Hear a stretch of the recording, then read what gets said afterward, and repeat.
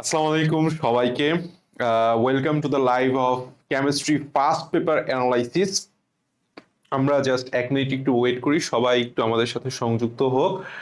আজকে আমি অলরেডি বলে দিচ্ছি যে আমাদের 2 ধাপে কেমিস্ট্রি অ্যানালাইসিস হবে। আজকে হচ্ছে ফার্স্ট পেপার অ্যানালাইসিস, কালকে হচ্ছে সেকেন্ড পেপার অ্যানালাইসিস ইনশাল্লাহ। এখন কেমিস্ট্রির মধ্যে আর একটা কেমিস্ট্রি লুকায় আছে, যে আসলে কেমিস্ট্রি পড়ার সিস্টেম কি।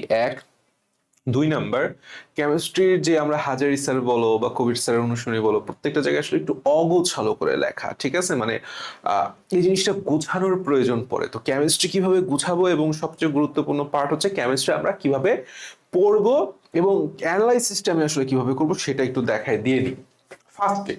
ফার্স্টে চলো আমরা শুরু করি। সেটা হচ্ছে কেমিস্ট্রি পড়ার আগে 3টা বিষয় মাথায় রাখতে হবে। এক নাম্বার কথা সেটা হচ্ছে 2020 থেকে 25 সাল পর্যন্ত 95% প্রশ্ন অনুশীলনী থেকে আসছে, অর্থাৎ হাজারি স্যার এবং কবির স্যারের অনুশীলনী টানা মুখস্থ করে রাখতে হবে। তোমরা সেকেন্ড টাইমার যারা ফাইট ব্যাক 2.0 আসো, তো তোমরা সেকেন্ড টাইমার, তোমরা এক ভুল আর তো করতে পারো না। অর্থাৎ কেমিস্ট্রি মানেই হইতেছে আমাদের অনুশীলনী একদম ঠাড়া মুখস্থ। অনুশীলনী কি করতে হবে? ঠোঁটের আগায় রাখতে হবে, 1 নাম্বার কথা। 2 নাম্বার, মেডিকেলে সবসময় রসায়ন প্রশ্ন টাইপ প্যাটার্ন ফলো করে, অর্থাৎ যেইটা আজীবন ইম্পর্টেন্ট টপিক, বিগত 10-15 বছর ধরে যেই টপিক থেকে প্রশ্ন আসছে, সামনের বছর সেই টপিকই প্রশ্ন হবে। কারণ কি এখানে? কারণ এখানে টপিকের সংখ্যা অনেক বেশি। সো ইম্পর্টেন্ট টপিক থেকেই প্রশ্ন হবে, দাগানো লাইন থেকেই প্রশ্ন হবে। কোথা থেকে? দাগানো লাইন থেকেই প্রশ্ন হবে, একদম গ্যারান্টি। 25টা প্রশ্নই তুমি ইম্পর্টেন্ট টপিক, দাগানো লাইন এবং অনুশীলনী থেকে পাবা। 3 নাম্বার টপিকের মধ্যে আমরা একটু ঢুকবো, সেটা হচ্ছে কঠিন টপিকগুলো। এই টপিকগুলো যেই টপিকগুলো মনে থাকে না বা বারবার তুমি ভুলে যাও, এই টপিকগুলো এমন ভাবে পড়তে হবে যেন পরীক্ষায় আসলে তুমি পারো। মোদ্দা কথা, কনফিউশন রাখা যাবে না। আমাদের কেমিস্ট্রির সবচেয়ে বড় প্রবলেম হচ্ছে এই কনফিউশন। তুমি বুঝতে পারতেছো যে এই অধ্যায়ের এই জায়গাটায় তুমি উইক, বা তুমি সেখানে কাজ করতেছো, কাজ করতেছো না। সো কেমিস্ট্রি পড়ার সময় এই টপিকগুলো আমাকে আইডেন্টিফাই করতে হবে, যেটা আমি অলরেডি অ্যানালাইসিসে করে দিছি। সেই টপিকগুলো আমাদেরকে এমন ভাবে রাখতে হবে বা পড়তে হবে যেন আমরা কনফিউশন একদম বিন্দু মাত্র না থাকে। আশা করি আমার কথা বুঝতে পারতেছো। এখন মেইন যে বিষয়টা, প্রশ্নটা হচ্ছে কেমিস্ট্রি কিভাবে পড়বো, ঠিক আছে? কেমিস্ট্রি কিভাবে পড়বো? দেখো, আমরা ফার্স্টে সবসময় আমরা বলি যে কেমিস্ট্রিতে ক্লাস করা ফরজ। আমার ক্লাস করা ফরজ। ক্লাসের পরে তুমি হইতেছে মেইন বই পড়বা। মেইন বই, এখন মেইন বইটা তোমার গোছানোর জন্য মেইন বইয়ের সাথে একটা সহায়ক বই লাগবে। এটা আইদার তোমার কাছে যদি ডাইজেস্ট থাকে ভালো কথা, তুমি ডাইজেস্টের সাহায্য নিবা, অথবা কেমিস্ট্রি নিবা, অথবা কি করবা, কেমিস্ট্রি বলতেছি, মেডিট্রিক্স নিবা। মেডিট্রিক্স উন্মেষের যেটা আছে, মেডিট্রিক্স নিবা। এইটা কি করবা, যে একটা টপিক তুমি পড়বা, মেইন বইটা পড়ার আগে ওই টপিকটা জাস্ট ডাইজেস্ট অথবা মেডিটিক্স থেকে একবার রিডিং দিয়ে নাও বা একবার চোখ বুলায় নাও। এতে করে কি হবে, একটা কনসেপচুয়াল ছবি তোমার মাথার মধ্যে একটা ভাইসা আসবে যে না, এই জিনিসগুলো এইভাবে পড়তে হবে। দেন তুমি মেইন বইটা ভালো করে পড়ো, এবং এমন ভাবে পড়ো, আমি বারবার বলি, পড়াটাকে আমাকে পাড়ায় রূপান্তরিত করতে হবে যেন কোনো কনফিউশন না থাকে। অর্থাৎ কনফিউশন যত সময় লাগুক না কেন, কনফিউশন ক্লিয়ার করে পড়ো। এরপরে তুমি যায় অনুশীলনী সলভ করো, ঠিক আছে? অনুশীলনী সলভের জন্য অনুশীলনী প্রশ্ন ব্যাংক এনাফ, ঠিক আছে? আর কোনো কিচ্ছু করা লাগবে না। হাজারি স্যার অবশ্যই আমাদের সলভ করতে হবে। সলভ করতে হবে, সাথে কবির স্যার অবশ্যই সলভ করবে। এরপরে সময় পাইলে এক্সট্রা তুমি করতে পারো, বাট এক্সট্রাটা ম্যান্ডেটরি না। কথা বোঝা গেছে? কেমিস্ট্রি কিভাবে পড়বো, কিভাবে অ্যানালাইসিস করব। এখন আমি তোমাকে একটা জিনিস দেখি, অ্যানালাইসিস কিভাবে করব। ধরো একটা টপিক আমি যদি দেখাই, সেটা হচ্ছে এই যে যেরকম একটা টপিক, সেটা হচ্ছে এই যে কাচের যন্ত্রপাতি পরিষ্কার করার কৌশল। তুমি তো এটা প্রিন্ট করে নিচ্ছ, বা যাই করো না কেন, সাদা কালো রঙিন যেভাবে করতেছো প্রিন্ট করে নিচ্ছ। এখন তুমি প্রশ্ন ব্যাংক যখন সলভ করতেছো, তুমি দেখো যে এই যখন প্রশ্ন ব্যাংক সলভে তুমি পাইলা সে টু সে ডেন্টাল 20-21 এখানে একটা প্রশ্ন আছে, এই জায়গাটা ফাঁকা রাখো না, এই জায়গাটা এইভাবে লিখে রাখো। আমি এটা লিখে দিতে পারতাম না, পারিনি, কারণ কি জানো, তুমি এই জায়গাটায় লেখো। সো তুমি যখন অ্যানালাইসিস করতেছো, অ্যানালাইসিসের সোর্স তুমি বের করতেছো কোথায়? মেইন বই থেকে। অর্থাৎ তুমি ফার্স্টে কোশ্চেন ব্যাংক খুলছো, কোশ্চেন ব্যাংক খুলে তুমি একটা কোশ্চেন পাইছো, সেই কোশ্চেনটা কি করতেছো, তুমি ফার্স্টে মিলাও, আমার এই অ্যানালাইসিসের সাথে মিলাও, দেখলা যে এই টপিকের সাথে যায়। অর্থাৎ অ্যানালাইসিস যে শীটটা আছে, অ্যানালাইসিস শীটের পাশে তুমি মিলাইলা, আচ্ছা এই টপিক থেকে আসে, তাহলে এই টপিকের পাশে লিখলা এই কোশ্চেন ব্যাংকটা কি ডেন্টাল বিষয় আসছে। এরপরে তুমি মেইন বুকে যাও, এরপরে মেইন বুকে যাই তুমি কি খুঁজো? সোর্সটা খুঁজো। আচ্ছা, তাহলে কাচের যন্ত্রপাতি পরিষ্কার করার কৌশলের কোন টপিকটা থেকে প্রশ্ন আসছে, ঠিক আছে? এইটা হইতেছে তোমার অ্যানালাইসিস করার স্টেপ হবে। Now let's come to the main point, সেটা হচ্ছে আমরা রসায়ন প্রথম পত্রের ল্যাবরেটরি নিরাপদ ব্যবহার অধ্যায়টা আমরা একাডেমিকে একেবারেই পড়ি না বললেই চলে, বাট এই অধ্যায়টা মেডিকেলের জন্য সুপার স্টার ইম্পর্টেন্ট, বর্তমানে হট টপিক, এবং হট টপিক মানে কি, যেখান থেকে প্রচুর পরিমাণে প্রশ্ন বর্তমানে আসতেছে, এবং বলছে মোস্ট প্রবলেমেটিক টপিক কি, হ্যাজার্ড সিম্বল এর উদাহরণ। দেখবা প্রথমেই একটা হ্যাজার্ড সিম্বলের একটা ছক আছে, ঠিক আছে? কোনটা দ্বারা, প্রথমে হচ্ছে চিহ্ন আছে, এরপর একটা প্রতীক আছে, এবং কি বুঝাইতেছে এবং কি উদাহরণ আছে, ঠিক আছে? যেমন তোমার কাছে আমি যদি বলি যে এখানে একটা বোতল রাখলাম, বোতলে হইতেছে গাঢ় হাইড্রোক্লোরিক অ্যাসিড রাখলাম, তো গাঢ় হাইড্রোক্লোরিক অ্যাসিডটা তুমি কিভাবে মার্ক করবে? আমি দেখাই দিচ্ছি প্রশ্ন প্যাটার্নটা কিভাবে আসে। এই যে নিচ থেকে টান দিয়ে, এই হচ্ছে প্রশ্ন প্যাটার্ন কিভাবে আসে। নিচের কোনটি মারাত্মক দাহ্য পদার্থ, এটা ওই হ্যাজার্ড সিম্বলের ছকের মধ্যেই পড়ছে, এখানে উপরের দিকে লেখা আছে হ্যাজার্ড সিম্বলের উদাহরণ। দেখো এরপরে বলছে, এটা বললাম একটি বোতলে প্রোপানন থাকলে সেক্ষেত্রে কোন হ্যাজার্ড সিম্বল ব্যবহার করবা। আচ্ছা, ভালো কথা, ঠিক আছে, বুঝতে পারছো প্রশ্ন প্যাটার্নটা, বুঝতে পারছো কিনা? এইটা হইতেছে প্রশ্ন প্যাটার্ন বোঝা। এরপরে দেখো, আয়তনিক বিশ্লেষণ ব্যবহৃত কাচের যন্ত্রপাতি প্রচুর পরিমাণে সহজ, কিন্তু প্রচুর পরিমাণে স্টুডেন্ট ভুল করে, কারণ কি, ওই যে মানে ভেজাল ফেলায় দেয়, ভাজায় ফেলায়। দেখো বলতে কি, 50 মিলিলিটার গাঢ় হাইড্রোক্লোরিক অ্যাসিড পরিমাপ করতে কোনটি উপযুক্ত, এই টাইপেরই প্রশ্ন তোমাকে হবে এই জায়গাটা আয়তনিক বিশ্লেষণ থেকে। তাহলে আমরা পাইলাম আমাদের সাধারণত ইন জেনারেলাইজড স্টুডেন্টস বেলায় ম্যাক্সিমাম স্টুডেন্টের এই দুইটা জায়গা মারাত্মক সমস্যা থাকে, আর সবগুলোই জায়গায় ইম্পর্টেন্ট, অনেকের অনেক স্পেসিফিক কিছু জায়গায় সমস্যা থাকতে পারে, সেটা তুমি বেশি ভালো বুঝবা। আচ্ছা, এখন কোশ্চেন প্যাটার্নটা বলে আমি তোমাকে বুঝাই দিছি, আমাকে এই প্যাটার্নে পড়তে হবে। এখন দেখো, আমি সবসময় একটা মানে আমি যখন নোট করতাম, আমি মাঝে মাঝে ফাঁকা জায়গা রাখতাম, ফাঁকা জায়গায় ছোট ছোট উক্তি, ছোট ছোট পংক্তি লেখা দিতাম। তো তোমাদের জন্য এই জিনিসটা আমার লেখা, এটা আসলে আমার জন্যই লেখা। আমি যখন এরকম নোট করে পড়তাম, অ্যানালাইসিস করতাম, আমি এভাবে লিখে রাখতাম, যা পড়তেছো তা পারতেছো তো, আমি লিখতাম যা পড়তেছি তাই পারতেছি তো। এই যে আমি সবসময় বলি ভাই, পড়া আর পারা এই দুইটার মধ্যে নো কম্প্রোমাইজ, এই গ্যাপটা কমাও। এই যে গ্যাপ, এই গ্যাপ যত কমাবা ততই তুমি নাম্বার ইনক্রিজ করবে। আচ্ছা আসো, ইম্পর্টেন্ট টপিকস তোমাকে এখানে বুঝাই দেওয়া আছে যে কি কি পড়তে হবে। অ্যাপ্রন, গ্লাভস, চশমা, কখন কোনটা ব্যবহার করব, এই টাইপের প্রশ্ন হবে, ঠিক আছে? যে লিকার অ্যামোনিয়া বা অ্যামোনিয়া তুমি গাঢ় অ্যাসিড লঘু করতেছো, তখন তুমি কি পড়বা? হ্যাঁ, বা লিকার অ্যামোনিয়ার বেলায়, তৈরি করার বেলায় তুমি কি পড়বা? চশমা, গ্লাভস নাকি অ্যাপ্রন, কোনটা কি? আচ্ছা, বিভিন্ন প্রকার গ্লাভস, এটা বললাম প্রচুর পরিমাণে ইম্পর্টেন্ট, প্রচুর পরিমাণে প্রশ্ন আসছে। কোনটা সফট গ্লাস আর কোনটা পাইরেক্স গ্লাস, এর যে উদাহরণটা আছে, এটার যে এক্সাম্পল গুলো আছে, নিচের কোনটি সফট অথবা শক্ত গ্লাস, বা পটাশ গ্লাস, পাইরেক্স গ্লাস কোনটা? কাচের যন্ত্রপাতি পরিষ্কার করার কৌশল তো তোমাকে বললামই, তিনটা পদ্ধতি আছে, তিনটা পদ্ধতির দাগানো লাইন পড়লেই হয়। রাসায়নিক নীতি ও ব্যালেন্স, এবং এই টপিক থেকে ম্যাথ রিলেটেড প্রশ্ন, এই জায়গাটা অনেকের সমস্যা থাকে, ঠিক আছে?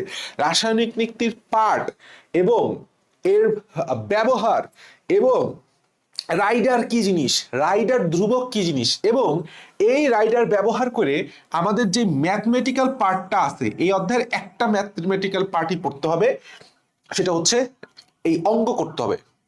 এই জিনিসটা খুব বেসিক ক্লিয়ার থাকতে হবে আমাদের, লিখে দিছি। রাইডার এবং রাইডার ধ্রুবক, এটা তো ভেরি মাচ ইম্পর্টেন্ট, ঠিক আছে? তোমাকে বলে দিবে 5 মিলিগ্রাম একটা রাইডার দিলে রাইডার ধ্রুবকের পরিমাণ কত হবে। এটার আবার দুইটা ভাগ আছে, ঠিক আছে? কখনো বলতে পারে যে একটা ব্যালেন্সের এক পাশে 0 আর এক পাশে 100, তখন 5 মিলিগ্রাম ব্যবহার করলে কত রাইডার ধ্রুবক হবে। আবার বলতে পারে যে আচ্ছা একটা রাসায়নিক নীতির মাঝখানে শূন্য, দুই পাশে 100 বা দুই পাশে 50, তখন আমি যদি 5 মিলিগ্রাম বা 10 মিলিগ্রাম রাইডার ব্যবহার করি তাহলে রাইডারের ধ্রুবক কত হবে। মানে এখানে তোমাকে ওই রাইডার ধ্রুবকটা জানতে চায়। এছাড়া জানতে চায় রাইডার আসলে কি, সংজ্ঞা থেকে প্রশ্ন হয়, এবং রাইডার কোন ধাতু থেকে তৈরি সেখান থেকে প্রশ্ন হয়। আমার পয়েন্টটা তুমি বুঝতে পারতেছো কিনা, এটা মোস্ট ইম্পর্টেন্ট। প্রাইমারি ও সেকেন্ডারি স্ট্যান্ডার্ড পদার্থ আমরা সবাই জানি। আয়তনিক বিশ্লেষণে ব্যবহৃত যন্ত্রপাতি একটু আগেই দেখালাম, এইটা আমাদের মোস্ট প্রবলেমেটিক জায়গা। কখন তুমি মেজারিং সিলিন্ডার, কখন মেজারিং ফ্লাক্স ব্যবহার করতে হবে, এই জায়গাগুলো আমরা খুব কট খাই। ইনশাল্লাহ আমাদের ক্লাসের পর এটা কট খাবা না। বুনসেন অলরেডি বলে আমি একটা কেমিস্ট্রিতে একটা ভিডিও দিছি, সেখানে তুমি এই জিনিসটা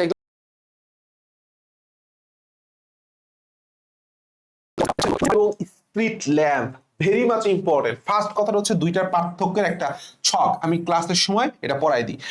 কোনটার গঠন কি, বুনসেন বার্নারের জ্বালানি কি আর স্প্লিট ল্যাম্পের জ্বালানি কি, কোনটা বেশি সাশ্রয়ী, কোনটা বেশি তাপ তৈরি হয়। আচ্ছা, বুনসেন বার্নারের যেই তাপ, সে যে তোমার কি বলে আগুনটা জ্বলে, সেটার কয়টা অঞ্চল, কোন অঞ্চলের তাপমাত্রা কোনটা, কোথায় জারণ মণ্ডল, কোথায় বিজারণ মণ্ডল, কোথায় কার্বন মনোক্সাইড পাওয়া যায়, এই জায়গাগুলো আমাদের স্পেসিফিকলি একদম ক্লিয়ার কাট ভাবে ধারণা রাখতে হবে। আচ্ছা, তাপ দেওয়ার কৌশল ক্লিয়ার কনসেপ্ট, হাইড্রোফিলিক, হাইড্রোফোবিক, নিরোধক, শুষ্ককারক পদার্থ।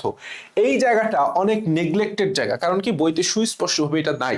এর জন্য আমি বলি কেমিস্ট্রিতে ক্লাসের কোনো বিকল্প নাই। আমরা একদম সুন্দর মতো ক্লাসের মধ্যে হাইড্রোফিলিক পদার্থ, হাইড্রোফোবিক, নিরোধক, শুষ্ককারক পদার্থের উদাহরণ একদম জাস্ট 2 মিনিটে মুখস্থ করাই দিই।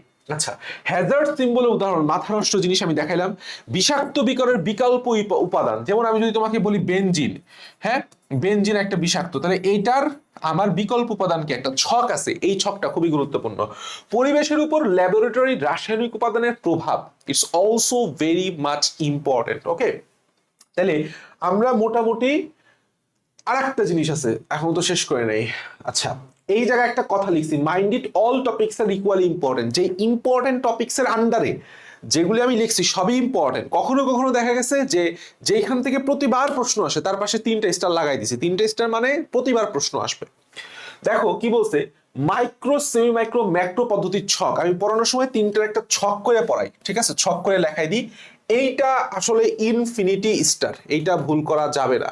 তোমাকে যদি বলি মাইক্রো পদ্ধতিতে নিচের কোন যন্ত্রটি ব্যবহার করা হয়, মাইক্রো পদ্ধতিতে কত গ্রাম ভর ইউজ করা হয়, কত মিলিলিটার আয়তন ব্যবহার করা হয়, ঠিক আছে, এখানে কোনটায় ওই যে থায়োস্টেরাইডের বিষয় আছে, কোনটায় কোনটা ব্যবহৃত করা, একদম ক্রিস্টাল ক্লিয়ার ধারণা রাখতে হবে, মানে মুখস্থ রাখতে হবে মাথার মধ্যে, যেন একদম জাস্ট একটা প্রশ্ন দেখার সাথে সাথে ওই টপিকটা ভাইসে উঠে, আমাদেরকে এমন ভাবে পড়তে হবে। নিরাপত্তা সামগ্রী, অনলি দাগানো লাইন, ক্লাসে আমি যেই লাইনগুলো দাগাই দিব সেগুলি এনাফ। ফার্স্ট এইড বক্স, অগ্নি নির্বাপক যন্ত্র, ফিউম হুড। আচ্ছা আচ্ছা, এখানে বিষয়টা হচ্ছে এরকম যে একটা কথা আছে, যদি তুমি তোমার ওয়াইফরে না ভালোবাসো তাহলে তোমার পড়শি তোমার ওয়াইফরে ভালোবাসবে। তুমি যদি তোমার কোম্পানির এমপ্লয়ীদের না ভালোবাসো তাহলে তোমার যে কম্পিটিটর কোম্পানি সে তোমার কোম্পানির লোককে ভালোবাসে হায়ার করে নিয়ে যাবে। ঠিক একইভাবে তুমি যদি নিজেকে না কনফিডেন্স, মানে নিজের উপর বিশ্বাস যদি না রাখো, নিজের কনফিডেন্স, নিজে যদি কনফিডেন্ট না হও, তাহলে আরেকজন ঠিকই নিজের উপর কনফিডেন্স নিয়ে তোমার সিটটা নিয়ে যাবে। এই কথাটা মাথায় রেখো। So be confident, disappointment, distractions, হতাশাগ্রস্তের গোষ্ঠী মারো, ঠিক আছে। আচ্ছা, আসো আমরা গুণগত রসায়নের মধ্যে ঢুকি। ফার্স্ট প্রবলেমেটিক টপিক হচ্ছে গুণগত বিশ্লেষণের সাধারণ ল্যাবরেটরি পদ্ধতি সমূহ, অর্থাৎ একদম লাস্টের টপিক, আমাদের এই অধ্যায়ের একদম লাস্টের টপিক। এই জন্যই এই অধ্যায়টা যখন আমি পড়াই আমি একদম লাস্টের টপিক থেকে শুরু করি। কখন তুমি কেলাসন করবা, কখন আংশিক কেলাসন, বিভিন্ন প্রকার পাতন আছে, আছে না আছে না, আংশিক পাতন আছে, সমস্ফুটন পাতন আছে, নিম্নচাপ পাতন আছে, অনুপ্রেশ পাতন আছে, আছে না। তাহলে এই যে কখন কোন পাতন করবা, এই পাতনের যে উদাহরণগুলা, এইটা আমরা গুলায় ফেলাই পরীক্ষা হলে, এইটা যেন গুলায় ফেলানো না, গুলায় তুমি না ফেলাও পরীক্ষা হলে, সেটা দায়িত্ব আমার। নিষ্কাশন ক্রোমাটোগ্রাফি, ঠিক আছে। কলাম ক্রোমাটোগ্রাফিতে উদাহরণ কি কি আছে, পেপার ক্রোমাটোগ্রাফি, লিপিড কিভাবে পৃথক করব, কলাম না তোমার পেপার, এটা বললাম মেডিকেলে আসা প্রশ্ন। সো এই জায়গাটা 1 নাম্বার পয়েন্টটা সুপার ডুপার ইম্পর্টেন্ট এবং মোস্ট প্রবলেমেটিক পয়েন্ট। দেখো একটা প্রশ্ন লিখছে, আমি এখানে কোশ্চেন টাইপটাও দিয়ে দিয়েছি যেন তোমাদের বুঝতে সুবিধা হয়। হরমোন পৃথকীকরণ ও শনাক্তকরণে কোনটি উপযুক্ত? কলাম ক্রোমাটোগ্রাফি, আংশিক পাতন, পেপার ক্রোমাটোগ্রাফি, অনুপ্রেষ পাতন। তাহলে এইখান থেকে প্রশ্নটা কিভাবে হচ্ছে এটা কি তুমি বুঝতে পারতেছো ভাই? আরেকটু নিচের দিকে আসো, বলছে সাবান শিল্পে বর্জ্য লাই থেকে গ্লিসারিন প্রস্তুতিকরণে কোন পদ্ধতি কার্যকর? Same same. তো তুমি দেখতে পাইতেছো এই যে টপিকটা থেকে খুব মারাত্মক পেঁচানো প্রশ্ন আসতে পারে। আমরা যদি ট্রিকি ওয়েতে না আগাই তাহলে কট খেয়ে যাব। আচ্ছা, বলছে কি 2 নাম্বার টপিক হচ্ছে আয়নিক যৌগের পানিতে দ্রবণীয়তা। মাথা নষ্ট ইম্পর্টেন্ট, প্রচুর পরিমাণে স্টুডেন্ট ভুল করে।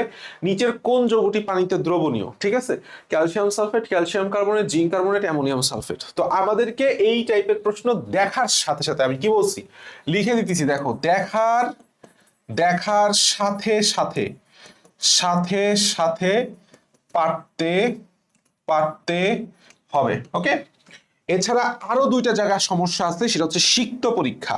অ্যালুমিনিয়াম শনাক্তকরণে কোন বিকারক ব্যবহার করবা, ঠিক আছে, পটাশিয়াম ফেরোসাইনেট কোন কোন জায়গায় ব্যবহার করবা, এমন ভাবে মাথার মধ্যে ছক করতে হবে যে প্রশ্ন দেখার সাথে সাথে পারো। ইউভি রশ্মি এবং আইআর রশ্মির ব্যবহার, এই জায়গাটা সুপার ডুপার ইম্পর্টেন্ট, কিন্তু স্টুডেন্ট গুলায় খায়, স্টুডেন্ট গুলায় খায়। আচ্ছা আসো, একটা জিনিস সবসময় মনে রাখবা যে আমাদের মোটোটা বা আমার পার্সোনাল মোটোটাই আসলে এক্সামমেটের মোটো, যে Exammate speaks trust, loyalty and confidence. এই জিনিসটা হচ্ছে বিষয় যে নিজের উপর বিশ্বাস রাখতে হবে। এক্সামমেট যেরকম বিশ্বাস রাখে, আমি আমি আমরা আল্লাহর রহমতে আমরা যেমন আমাদের উপর বিশ্বাস রাখি। লয়ালিটি, লয়ালিটি জিনিসটা খুবই গুরুত্বপূর্ণ। লয়ালিটি হতেছে তুমি যখন লয়াল না, তুমি যখন ভালো জায়গায় সমস্যা করবা তখন সমস্যা হবে। মানে কি, এক জায়গায় ডেডিকেটেডলি থাকো, ঠিক আছে, কারণ সেকেন্ড টাইম প্রিপারেশন কেবল শুরু, তুমি অনেক জায়গায় দেখা গেছে এই একটা কোচিং, ওই একটা কোচিং, ওই ভাইয়ার নোট, ইসমাম ভাইয়ার নোট, শেষ পর্যন্ত মানে বিষয়টা হচ্ছে এরকম অবস্থা যেন তোমার না হয়ে যায়। ওকে, আচ্ছা আসো, একটা হচ্ছে কনফিডেন্স, সেলফ কনফিডেন্সের কথা আমি তোমাকে একটু আগেই বলছি। মেইন কথাটা হইতেছে বিভিন্ন পরমাণুর মডেল এবং ইলেকট্রন প্রোটন নিউট্রন একটা ছক, এটা খুবই ইজি জিনিস, খুবই সাধারণ জিনিস, ক্লাস 9-10 প্লাবানো পারে। হাইড্রোজেন পরমাণুর বর্ণালী সিরিজটা খুবই গুরুত্বপূর্ণ। লাইমান ব্যামার পার্সিয়ান ব্র্যাকেট ফাল্ট, কত থেকে কত নাম্বারে আসলে লাইমান পাবা, কত নাম্বার থেকে কত নাম্বারে আসলে তুমি বামার পাবা, এই টাইপের প্রশ্ন। এবং কখন কোন অঞ্চলে তুমি পাবা, কোনটা অতি বেগুনি কোনটা অবলোহিত, ঠিক আছে, কখন সর্বনিম্ন তরঙ্গ দৈর্ঘ্য এবং কখন সর্বোচ্চ তরঙ্গ দৈর্ঘ্য পাবা, এই টপিকটা থেকে আসছে প্রশ্ন। বিভিন্ন কোয়ান্টাম সংখ্যার তুলনামূলক ছক, মাথা নষ্ট ইম্পর্টেন্ট, মাথা নষ্ট ইম্পর্টেন্ট। আচ্ছা, পরমাণুর কণিকা আরো ইম্পর্টেন্ট, কার কয়টা আইসোটোপ আছে, ঠিক আছে, আইসোটোপের ব্যবহার, এই 4 নাম্বার টপিকটা খুবই খুবই খুবই খুবই গুরুত্বপূর্ণ। নিউক্লিয় ফিশন, নিউক্লিয় ফিউশন বিক্রিয়ার তুলনা এবং উদাহরণ, প্রচুর পরিমাণে ভুল করে স্টুডেন্ট, যে কোনটা ফিশন, ফিউশন বিক্রিয়ার উদাহরণ কোনটা, ফিউশনের কোনটা, চুল্লিতে নিউক্লিয়ার চুল্লিতে কোনটা, সূর্যে কোনটা, ভুলে যায়, ঠিক আছে। তো আমাদেরকে প্রত্যেকটা টপিক ধরে ধরে ইনশাল্লাহ আমি ক্লাসে বুঝাই দিব, এটা নিয়ে প্যারা খাইও না।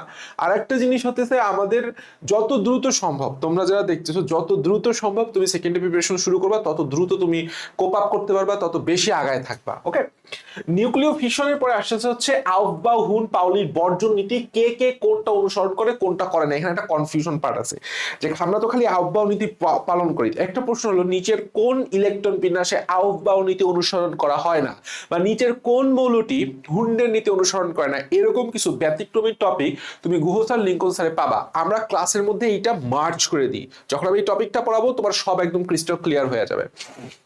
আচ্ছা, তড়িৎ চুম্বকীয় বর্ণালী প্রতিবার প্রশ্ন আসে, প্রতিবার প্রশ্ন আসে, কার তরঙ্গ দৈর্ঘ্য কম, কার তরঙ্গ দৈর্ঘ্য বেশি, এই টাইপের একটা প্রশ্ন। এরপরে ইউভি এর বিভিন্ন অঞ্চলে ব্যবহার, এবারও আসছে লাইট থেরাপি কোনটায় ব্যবহার করা হয়, আছে না, আছে না, লাইট থেরাপি কোনটা, তারপর 240 থেকে 280 ন্যানোমিটার তরঙ্গ দৈর্ঘ্য কোনটা, এই টাইপের প্রশ্নগুলো প্রতি বছর আসে। আচ্ছা, এরপরে প্রত্যেক প্রকার তরঙ্গের কিছু ব্যবহার আছে, যে আইআর রশ্মির ব্যবহার কোনটা, মিডিল আইআর কোনটা, ফায়ার ব্যবহার, ফার আইআরের ব্যবহার কোথায়, ইউভি রশ্মির ব্যবহার কোথায়, রেডিও ওয়েভের ব্যবহার কোথায়, মাইক্রোওয়েভের ব্যবহার কোথায়। এটা ফিজিক্সেও আছে, কেমিস্ট্রিতেও আছে, আমরা কেমিস্ট্রিতে এটা মেইনলি পড়ব। তো এই তিনটা টপিকের তিনটা টাইপের প্রশ্নই সবসময় আসে। আচ্ছা, রেখা বর্ণালী দাগানো লাইন পড়লেই হবে। জাল টাকা পাসপোর্ট শনাক্ত করে ইউভি রশ্মি, চিকিৎসা ক্ষেত্রে আইআর রশ্মির ব্যবহার, রোগ নির্ণয় এমআরআই, এই চারটা টপিক আমি ক্লাসে যেই দাগায় দিব, যেই লাইনগুলো সেটুক পড়লেই 100% এনাফ এবং ফুল এনাফ এবং খুবই গুরুত্বপূর্ণ। আচ্ছা, শিখা এবং সিক্ত পরীক্ষা তো মাথা নষ্ট ইম্পর্টেন্ট, প্রত্যেকবার প্রশ্ন আসে। আয়নিক যৌগের দ্রাব্যতা একটু আগেই দেখাইছি, দ্রাব্যতা গুণফল, আয়নিক গুণফল এবং সময়ায়ন প্রভাব। কখন সময়ায়ন প্রভাব হবে, কোন জোড়ার মধ্যে সময়ায়ন প্রভাব হবে না, আমরা নর্মালি হয়তো অনেক কিছুই পড়ি কিন্তু পরীক্ষা হলে পারি না। বিভিন্ন প্রকার পাতন, কেলাসন, দ্রাবক নিষ্কাশন, ক্রোমাটোগ্রাফি, সর্বশেষ পার্ট যেটা আমি দেখাইছি। এই জায়গাটা তোমাদেরকে খুব ভালো করে পড়তে হবে। আসো আমরা পরবর্তী পৃষ্ঠায় আসি। এই কথাটা আমি আগেও বলছি যে ভাই আসলে মানে বিশ্বাস একটা অন্য লেভেলের জিনিস। তোমার ইমান বলো, তোমার জান্নাত জাহান্নাম বলো, কবর বলো, তোমার হাসর বলো, সবগুলোই তোমার বিশ্বাসের উপর প্রতিষ্ঠিত। ঠিক একইভাবে তুমি চান্স পাবা কি পাবা না এটাও তোমার বিশ্বাসের সাথে জড়িত। কিভাবে? কারণ তুমি যত নিজেকে বিশ্বাস করবা, তোমার কনফিডেন্স লেভেল তত বাড়বে, তোমার ফোকাস তত বাড়বে, দেখবা তুমি তত বেশি জিনিস মুখস্থ করতে পারতেছো সহজ, এবং তোমার পরীক্ষা আউটপুট বাড়বে, নেগেটিভ কমবে, নাম্বার বাড়বে। আচ্ছা, এবং ওই যে পরীক্ষার হলে যে নার্ভ কন্ট্রোলের ব্যাপারটা, এটা নিজের কনফিডেন্স থেকে আসে ভাই, নিজের কনফিডেন্স থেকে আসে। আচ্ছা, মৌলের পর্যাবৃত্ত ধর্ম, রাসায়নিক বন্ধন অধ্যায়টা নিয়ে অনেক কমপ্লেইন আছে, অনেক কমপ্লেইন কেন? কারণ অধ্যায়টা আমার কাছে বেশ জটিল লাগছে, আমার কাছে লাগছে মেডিকেল অ্যাডমিশনের জন্য, কারণ এর মধ্যে বেশ কিছু জটিল পার্ট আছে। আমি পরবর্তীতে এটা ক্লাসে বুঝাই দেবো। দেখো, একটা মৌল দিয়ে বলবে এর পর্যায় সারণীতে অবস্থান নির্ণয় করো, এটা মেডিকেল 22-এর প্রশ্ন এবং যথেষ্ট জটিল জিনিস। তো এই জায়গাটা আমরা কিভাবে সলভ করলে, দেখার সাথে সাথে আমরা একটা মৌল দিল, সব মৌল দিবে না, কিছু কিছু মৌল জিনিস আমাকে এমন ভাবে পড়তে হবে, ট্রিকি ওয়েতে মুখস্থ করবো আমরা, যেন দেখার সাথে সাথেই আমরা বলতে পারি যেটা এই মৌলটা অত পর্যায়ের অত গ্রুপে অবস্থিত। গেল 1 নাম্বার। 2 নাম্বার দেখো, এটা পর্যায় সারণীতে লেড মৌলটির পর্যায় গ্রুপ কত, মেডিকেল 22-এর কোশ্চেন। অজৈব যৌগের নামকরণ আরেকটা মারাত্মক ঝামেলা, কিছুই না এই। আচ্ছা, যেমন নিচের কোনটা মেটা ফসফরিক অ্যাসিড, এই প্রশ্ন দেখার সাথে সাথে তোমরা অনেকে লক খাইছো না খাইছো। তো এই টাইপের প্রশ্ন। 3 নাম্বার হচ্ছে মৌলের পর্যাবৃত্ত ধর্ম, জিনিসটা বললাম খুবই খুবই খুবই খুবই সহজ। দেখো আমি লিখে দিছি, সহজ হলেও প্যাচ লেগে যায় পরীক্ষায়, জিনিসটা খুবই সহজ, কিন্তু আমাদের এই কথাটা মাথায় রাখতে হবে, ক্লিয়ার কনসেপ্ট যদি তুমি না বিল্ড থাকে, তোমার নিজের মতো করে তুমি যদি না গুছায় নিতে পারো, তাহলে বললাম পরীক্ষা হলে তুমি এখানেও কট খাবা। ঠিক আছে, সো আমরা এই জায়গাটায় খেয়াল রাখবো। একটা ইংলিশ প্রবাদ আছে, ইংলিশ প্রবাদ সবাই শুনছো মোটামুটি, success hits different when no one believes you. ঠিক আছে, নো ওয়ান বিলিভস ইউ। একদিন গল্প হবে অ্যারাউন্ড আমরা প্রায় 23 সালের দিক, এক্সামের বন্ধ হয়েই গেছিল, কিন্তু তখনই বললাম প্রায় আমরা ইউটিউবে আসি। ঠিক আছে, ইউটিউবে বলে আমাদের জার্নি খুব বেশি না, টেলিগ্রামের সবচেয়ে ফাস্ট এডুকেশনাল প্ল্যাটফর্ম, সবচেয়ে বড় বাংলাদেশের সবচেয়ে বড় প্ল্যাটফর্ম এক্সামেট হওয়া সত্ত্বেও আমাদের ইউটিউব এক্সিস্টেন্স না থাকার কারণে আমরা স্টুডেন্টের কাছে পৌঁছাতে পারতেছিলাম না। সো তখন আমিও খুব ব্যস্ত ছিলাম, সেই কারণে বন্ধ হয়ে যাওয়ার উপক্রম হয়েছিল। কিন্তু এই যে তখন কেউ ভাবছিল না এক্সামেট আবার ফিরে আসতে পারবে, বাট কাম ব্যাক তো হয়েছে আল্লাহর রহমতে। So that's it. এখন আসো, দেখো এই জায়গাটায় বেশ কিছু পার্ট আমি ভাগে ভাগে লিখে দিয়েছি, বিষয়টা বুঝছো ভাই। সেটা হচ্ছে শুধু টপিকের নাম দেখলেই তো টপিক অ্যানালাইসিস হয় না, ওই টপিক থেকে কিভাবে প্রশ্নটা করতেছে এবং ওই প্রশ্নটা আমার বইয়ের কোন লাইনে, কোন চিপা চাপায়, কোন টপিক থেকে করতেছে, এইটা যতক্ষণ না পর্যন্ত তুমি বুঝবা ততক্ষণ পর্যন্ত তোমার আসলে অ্যানালাইসিসটা হলো না। সবসময় মনে রাখবা, অ্যানালাইসিস 10% হচ্ছে খাতায়, যেটা আমি করে দিছি, বাকি 90% তোমার মাথায়। এইটা বুঝতে হবে, অ্যানালাইসিস সবসময় মাথায় রাখতে হবে। এসপিডিএফ ব্লক মৌলের উদাহরণ সংখ্যা, কোন গ্রুপ পর্যায়ের বিশেষ নাম কি, চ্যালকোজেন, হ্যালোজেন, কোনটা আছে না, আছে। মিরল মৃত্তিকা ধাতু কোনটাকে বলা হয়, আছে। এসপিডিএফ এর উদাহরণ তুমি জানো, সংখ্যা মোটামুটি জানো, এটা বেশি কঠিন না। মৌলের গ্রুপ পর্যায় নির্ণয়, একটু আগে যেটা বললাম, এস ব্লকের ধর্মাবলী দাগানো লাইন পড়লেই হবে, ব্যতিক্রম কিছু বৈশিষ্ট্য আছে। পি ব্লকের বেলায় প্রথমে পড়তে হবে অপধাতুর উদাহরণ, নিষ্ক্রিয় গ্যাস সমূহের ব্যবহার, মাথা নষ্ট ইম্পর্টেন্ট। বিভিন্ন ধরনের অক্সাইড, কোনটা পলি অক্সাইড, কোনটা সাব অক্সাইড, কোনটা উভধর্মী অক্সাইড, খুবই গুরুত্বপূর্ণ। ইউটিউবে একটা ক্লাসও দিছিলাম আমি এটার উপরে, সাথে দাগানো লাইন। এই জায়গাটা পি ব্লকের ধর্মাবলী প্রচুর পরিমাণে ইম্পর্টেন্ট। আর ডি ব্লকের তো এভরিথিং ইজ ইম্পর্টেন্ট, বাকিটুকু আমি লিখে দিছি, বললাম না, প্রচুর পরিমাণে আসে, বিশেষ করে সবল এবং দুর্বল লিগ্যান্ডের উদাহরণ। এই জায়গাটা আমি যতগুলা স্টুডেন্টকে জিজ্ঞেস করছি না কেন, 99% ভুল উত্তর দেয়। কারণ কি ভাই, আমি জানি না কি যে আমার এই যে লেখাটা তুমি দেখলা চোখে, এইটা যে তোমার জন্য কতটা ইম্পর্টেন্ট, কতটা উপকার তুমি পাইছো, তুমি বুঝতেছো যে মাথায় ঢুকছে না। আমি এই জিনিসটা পড়ার পরে আমি যখন ডি ব্লকের ধর্মাবলী পড়বো, আমার এটা পারতে হবে, সবল ও দুর্বল লিগ্যান্ডের নাম, এটা আমার মুখস্থ থাকতে হবে। এই যে জায়গাটা বুঝলা, এই বোঝাটা তোমাকে অনেক দূর আগায় নিয়ে যাবে, ট্রাস্ট মি অর নট, 1 মাস সময় দাও। আচ্ছা, ল্যান্থেরাইট এবং অ্যাক্টিনাইট, কিছু প্রশ্ন আসবে, নিচের কোনটি ল্যান্থেরাইট সিরিজের মৌল, নিচের কোনটা অ্যাক্টিনাইট সিরিজের মৌল, এবং সংখ্যাটা আমাদের লাগবে। ঠিক আছে, সংখ্যা মেবি লেখা হয় নাই, সংখ্যাটা আমাদের লাগবে, আমরা পড়ানোর সময় পড়াই দেবো। সাথে ধর্মাবলী লাগবে, খুবই গুরুত্বপূর্ণ। ধর্মাবলীতে 3 স্টার দেওয়া আছে। মৌলের পর্যাবৃত্ত ধর্ম, একদম ক্লিয়ার কনসেপ্ট আমাদের রাখতে হবে। অরবিটাল সংকরণ, সংকরণ থেকে প্রশ্ন আসে কি, সংকরণের প্রকারভেদ, অর্থাৎ এটা কি sp2 নাকি এটা কি d2sp3, কোনটা সংকরণ, এইটা আসবে। একটা যোগ দিয়ে বলবে উক্ত যোগের সংকরণ নির্ণয় করো। এরপর হচ্ছে এটা একটা যোগ দিয়ে বলবে এটার আকার নির্ণয় করো, মানে আকারটা কি, এটা কি সমতলীয় বর্গাকার নাকি চতুস্তলকীয় নাকি দ্বীপ দ্বীপ কি যেন দ্বিপিরামিডীয়, ত্রিভুজাকার দ্বিপিরামিডীয়। আবার কোন একটা যোগ দিয়ে বলবে সংকরায়ন কোনটা, এই টাইপের প্রশ্ন আসবে। এবং সাথে মনে রাখবে কোন, ঠিক আছে, বলবে H2S এটার কোণ কত, পানি এটার কোণ কত, অ্যামোনিয়া এটার কোণ কত, ফসফিন এটার কোণ কত।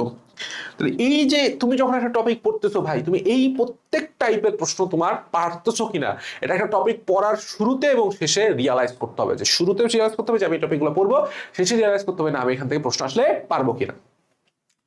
এরপরে আসো, সেটা হচ্ছে সন্নিবেশ সমযোজী বন্ধন। এখান থেকে প্রশ্নটা কিভাবে করে আমি তোমায় বলি। একটা যৌগ দিয়ে দিবে, একটা যৌগ দিয়ে বা একটা জটিল যৌগ দিয়ে দেয়, সাধারণত বলবে যে উক্ত যৌগে কয়টা বন্ধন আছে, টোটাল কয়টা বন্ধন আছে। ঠিক আছে, আচ্ছা, পোলারিটি এবং পোলারায়ন প্রচুর পরিমাণে স্টুডেন্ট ভুল করে। দুইটা ডিফারেন্স জানতে হবে, কোনটা অধিক সমযোজী। এখান থেকে প্রশ্ন হয় নিচে একটা যোগ দিয়ে বলবে নিচের কোনটি অধিক সমযোজী বা অধিক আয়নিক, বা বলবে ধাতব কার্বোহাইড্রেটের তাপীয় স্থিতি। এই জায়গাটা অনেকের সমস্যা হয়, আমরা একদম ক্লিয়ার করে দিব।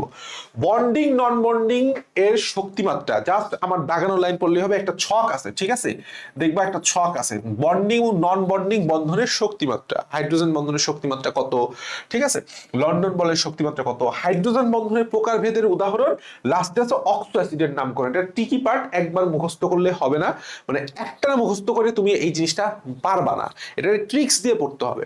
ওকে, দ্যাটস ইট। আচ্ছা আসো আমরা চলে আসি, সেটা হচ্ছে আমাদের রাসায়নিক পরিবর্তন পার্টে। দেখো, রাসায়নিক পরিবর্তন হচ্ছে এমন একটা চ্যাপ্টার যেখান থেকে তুমি ধরে নিতে পারো 3টা বা 4টা কোশ্চেন নেক্সট বার আসবে। ঠিক আছে, 3টা 4টা কোশ্চেন আসবে বলাই যায়, বলাই যায়। ঠিক আছে, 4টা না আসলেও মিনিমাম 3টা আসবে, 4টা না আসলেও মিনিমাম 3টা আসবে। সো তুমি বুঝতে পারতেছো ভাই, রাসায়নিক পরিবর্তনটা খুবই ইম্পর্টেন্ট একটা টপিক, কিন্তু এর মধ্যে মোস্ট প্রবলেমেটিক টপিকসের সংখ্যাও ঠিক একইভাবে বেশি। ফার্স্ট হচ্ছে অ্যাসিডের শক্তিমাত্রা, অ্যাসিড এবং ক্ষারের শক্তিমাত্রা। ঠিক আছে, 4টা অ্যাসিডের দিয়ে দিবে অপশনে, বলবে নিচের কোনটি শক্তিশালী অ্যাসিড বা দুর্বল অ্যাসিড। প্রচুর পরিমাণে প্রশ্ন আসছে, তুমি মেডিকেল 19 দেখো নিচের কোনটি সবচেয়ে শক্তিশালী অ্যাসিড, মেডিকেল 17 নিচের কোনটি অধিক শক্তিশালী ক্ষার, আজরাইসের একটা প্রশ্ন আসছে নিচের কোনটি দুর্বলতম অ্যাসিড। ঠিক আছে না, এটা পরবর্তীতে মেডিকেলে এসে গেছিল। তাহলে তুমি বুঝতে পারতেছো যে তুমি দেখলা যে ক্ষার এবং এই শক্তিমাত্রাটা প্রচুর পরিমাণে আসে, তীব্রতা, ইভেন কি তোমাকে কখনো কখনো ক্রমও দিয়ে দিতে পারে কোচিং এর পরীক্ষাগুলো। তো এই জায়গাগুলোটাকে তোমাকে একদম ক্রিস্টাল ভাবে এমন ভাবে পড়তে হবে যে সবচেয়ে সহজ প্রশ্ন থেকে সবচেয়ে কঠিন প্রশ্ন আসুক আমি পারবো।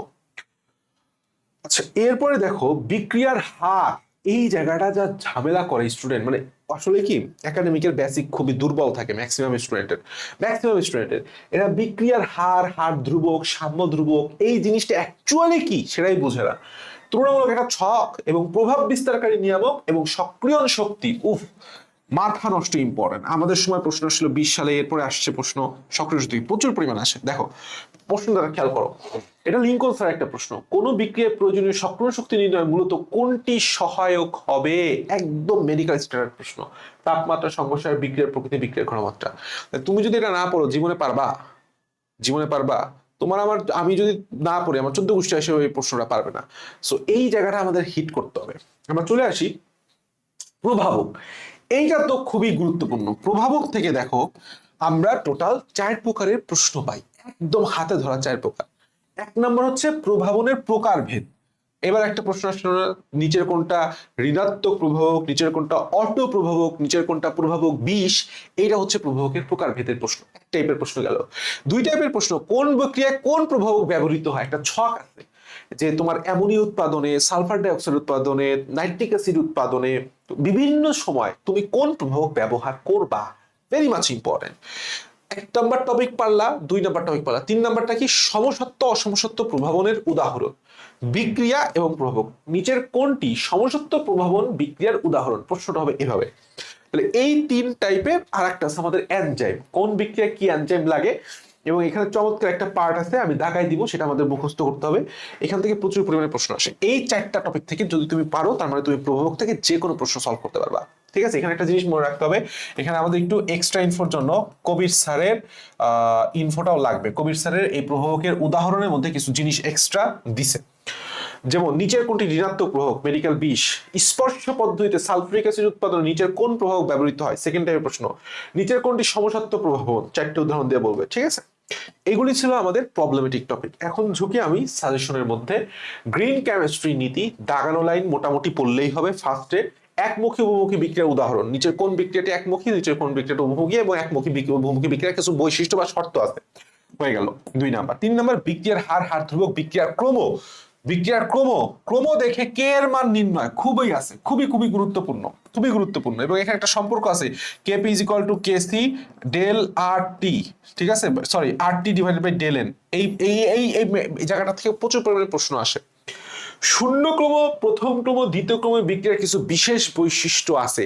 এই বিশেষ বৈশিষ্ট্যটা আমি দাগাই দিব ক্লাসের সময়, 3 স্টার ইম্পর্টেন্ট। আসো, বিক্রিয়ার হারের উপর প্রভাব বিস্তারকারী বিষয়, বিগত বছর মেডিকেল প্রশ্ন আসছে। তাপ উৎপাদী ও তাপহারী বিক্রিয়ার উদাহরণ, নিচের কোনটি তাপ উৎপাদী বিক্রিয়া, নিচের কোনটি তাপহারী বিক্রিয়া। আবার তোমাকে এখানে প্রশ্ন করবে ডেল এইচ এর মান, কি বলবে? ডেল এইচ এর মান, একটা বিক্রিয়া দিয়ে বলবে উক্ত বিক্রিয়ার ডেল এইচ এর মান কত। ঠিক আছে, আচ্ছা, এরপর আছে সক্রিয়ণ শক্তি। সক্রিয়ণ শক্তি সবকিছুই লাগবে।